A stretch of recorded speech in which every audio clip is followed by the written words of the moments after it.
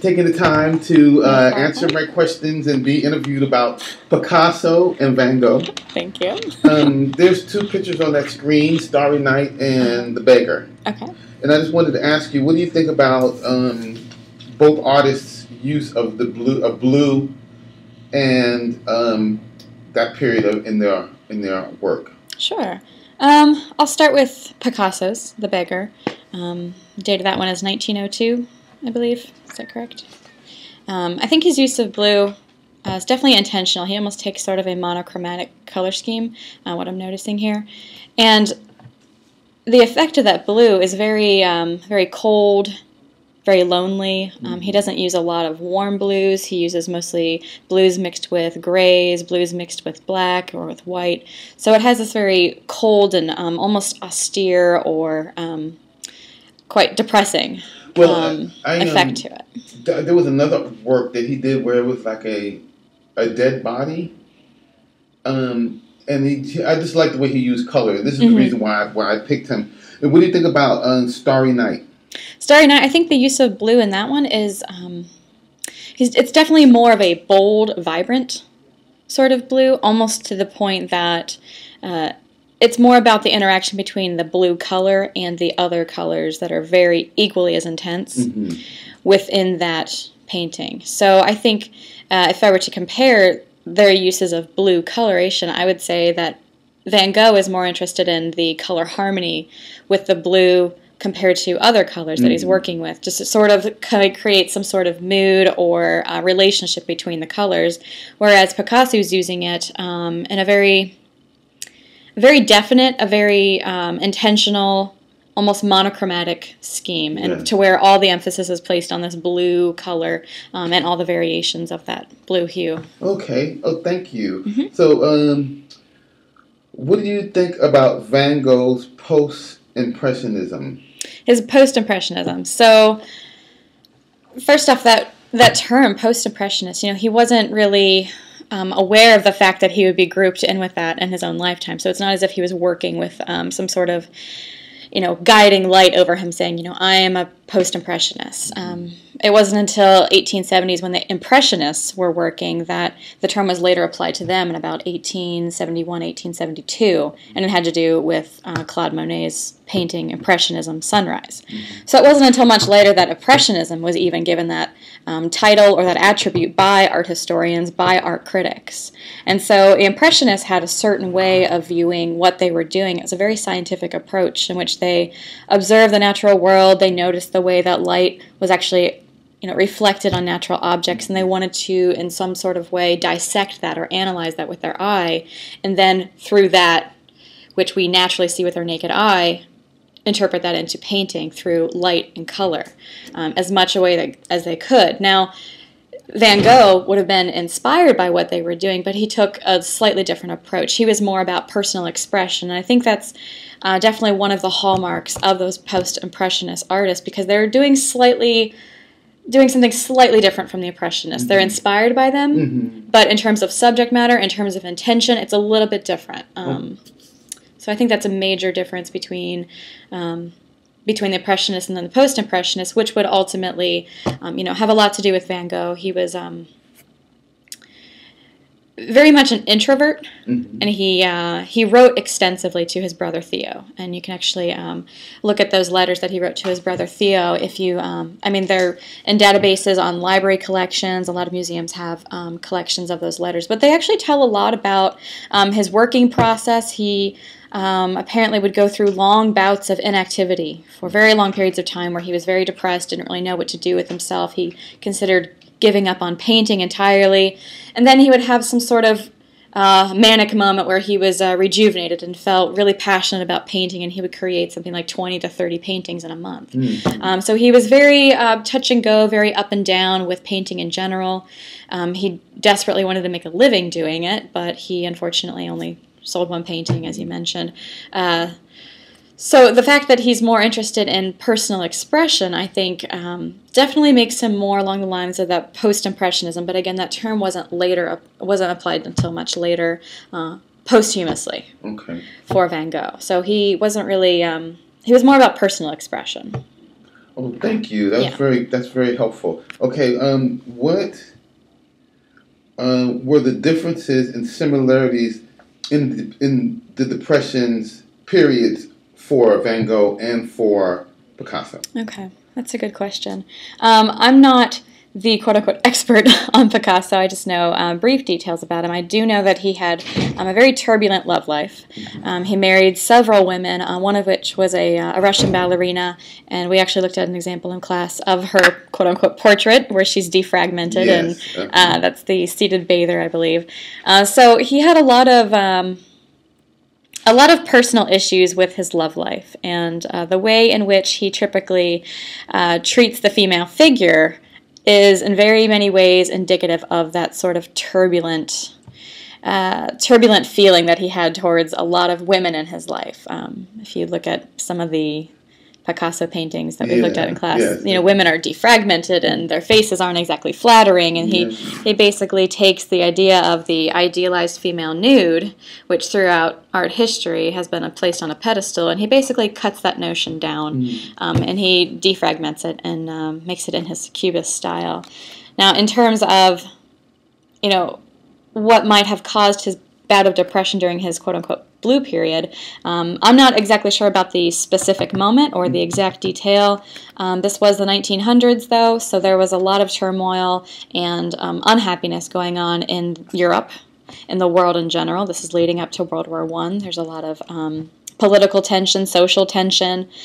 He was living in France, which was definitely a hotbed of a lot of political and social tension for many, many years. So, to some degree, do you think he kind of reflected what history was going on in history at the time? I think so. Yeah. Yes, I think he was, and he was also very much part of a community of artists. They would, sit in cafes, Parisian cafes, and drink coffee together, and drink wine together, and smoke together, and discuss philosophies, discuss art, discuss music. So he's very much part of a community. So his fight with depression, I feel like, is slightly different from Van Gogh's fight with depression in that sense. So how and in what way was was Van Gogh's depression period different than Picasso? Van Gogh's was definitely more, I guess you would say, manic.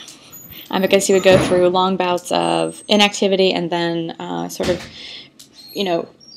become reacquainted with painting and feel a passion for painting again.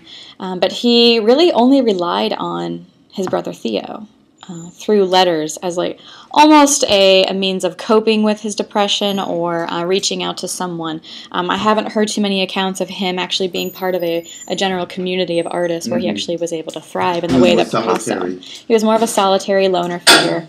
Okay. And he was also placed into mental wards really? Several times, yes, especially after he shot himself in the field.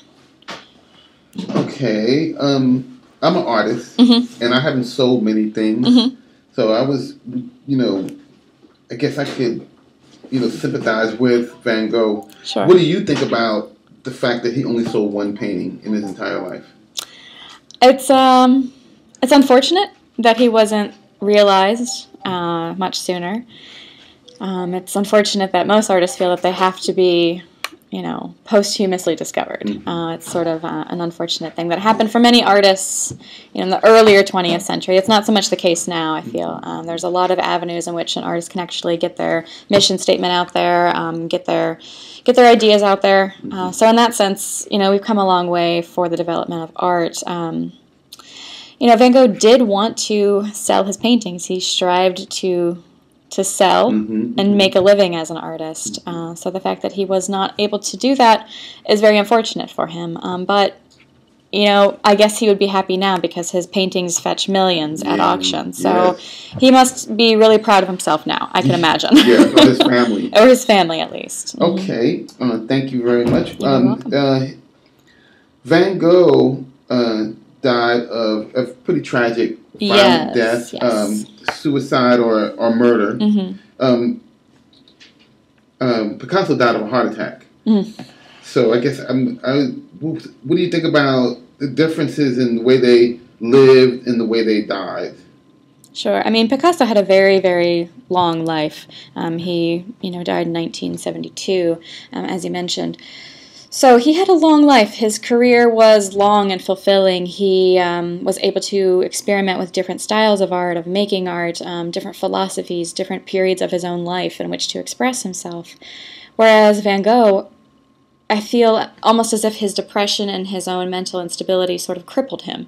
And he died at 37. He actually went out into the field, shot himself, and he didn't die right there on the spot from that gunshot wound. He was later admitted to the hospital, but he died shortly after, about a few days later, after that initial bullet wound. So some people say that he was murdered. Some people say that he shot and killed himself. I personally believe he died from the wounds of the gunshot. He was placed in a hospital to sort of heal from those, but infections. So you think that he did it himself?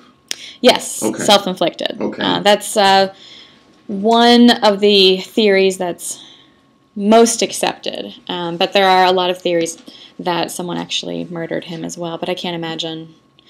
I can't find enough evidence to support that. To the point that So, hence the controversy. Yes, hence the controversy. Well, I have one last question. Sure. The women in Picasso's life and in the life of Van Gogh. Mm-hmm. How do you think these interactions with women for both artists influenced their work? Sure. I honestly haven't seen too many female figures in Vincent van Gogh's work. His works sort of lack human figures in general. It's sort of interesting. He doesn't really look to human figures, except himself. He did a lot of self-portraits, actually.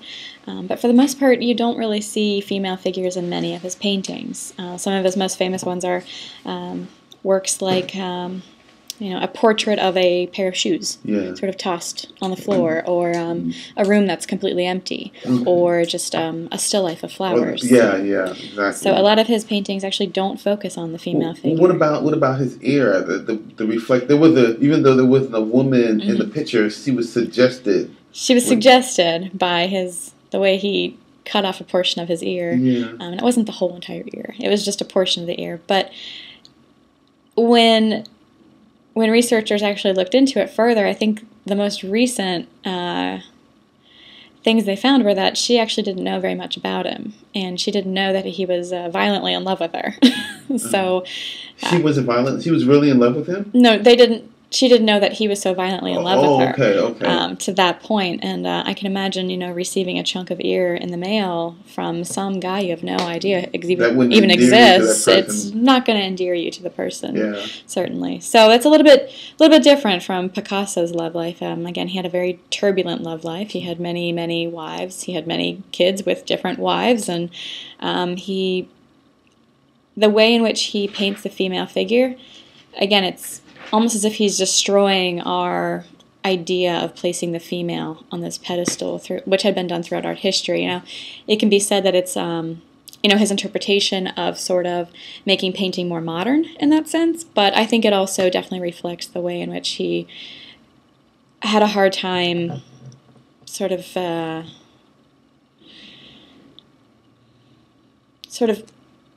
working out his own personal details of his life, or his own. Do you think that's because of the turmoil and the anguish? Do you believe that it made him a better artist? Van Gogh. Van Gogh? Yes. I believe it makes him one of the most memorable.